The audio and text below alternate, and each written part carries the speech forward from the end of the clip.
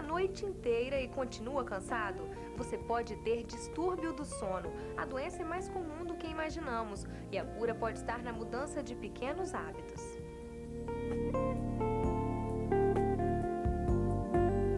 Insônia, ronco, apneia e até a depressão podem ser causadores do distúrbio do sono. Eu estou aqui com o Dr. Sérgio, que vai falar um pouco melhor pra gente como que é essa questão do distúrbio do sono, porque a pessoa pode ter e não saber que tem o distúrbio.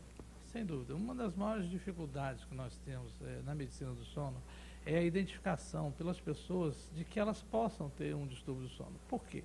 Porque você tem o que nós chamamos de avaliação subjetiva. As pessoas, por exemplo, nós temos pessoas que têm distúrbio do sono, que é chamado apneia do sono, por exemplo, grave, e que se você pergunta para ele, você dorme bem? Ele diz, eu durmo muito bem, eu não tenho dificuldade para dormir. E isso, na realidade, é sintoma. E ele não sabe disso, ele não faz ideia de que isso é um sintoma de um distúrbio do sono. As pessoas que têm insônia, por exemplo, como que a gente avalia alguém com insônia? Alguém que levanta todos os dias e sente como se não tivesse dormido. Ou seja, ele teve uma sensação de um sono que não reparou. Isso é uma descrição de insônia.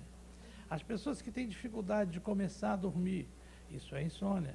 As pessoas que começam a dormir, acordam e não conseguem dormir mais, isso é insônia. Então, elas têm uma condição clínica que faz parte do cotidiano deles e eles não sabem. E uma outra dificuldade que existe com relação à insônia, que as pessoas não são estimuladas a falar do sono dela quando elas vão numa consulta médica, por exemplo.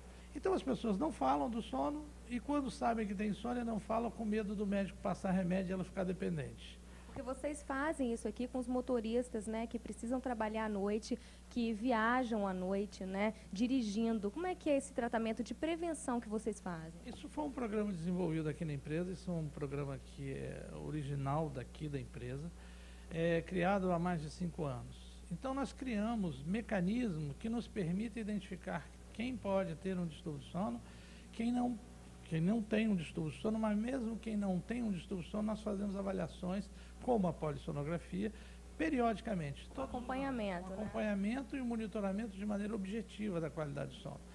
E aí, se nós encontramos pessoas que têm distúrbios do sono, que têm uma insônia, por exemplo, ou uma sonolência excessiva, essas pessoas são tratadas. E nós cometemos muitos erros, assim, porque eu vejo que as pessoas assistem televisão, leem livros na hora de dormir, comem alimentos que não devem comer antes de ir para a cama. Isso atrapalha muito a qualidade do sono. Muito, muito. Eu chamaria atenção para você, até um caso recente, que como eu viajo muito, mês passado eu peguei um motorista de táxi em Belo Horizonte, e o senhor de 80 anos de idade. E viemos conversando, e ele falou assim, já eram 11 horas da noite, falou assim, agora eu vou para casa, vou dormir, vou jantar primeiro, vou dormir.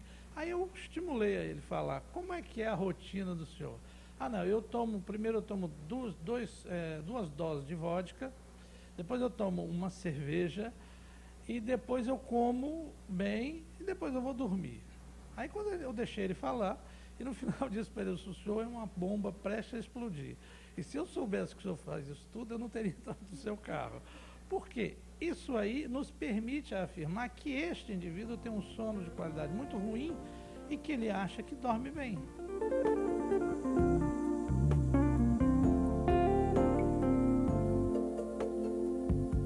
Esse distúrbio é mais comum nos homens, nas mulheres, ou não existe isso? Porque o ronco é mais comum nos homens, né? Olha, se me permite, eu vou discordar um pouquinho. É mentira isso? Não, não é que seja mentira. É que eu tenho uma visão um pouquinho diferente. Se você pegar na literatura médica, disse que homem ronca mais do que a mulher. Mas não é bem assim, na minha opinião. E qual é a minha teoria em relação a isso? É que se pergunta mais facilmente ao homem se ele ronca do que à mulher.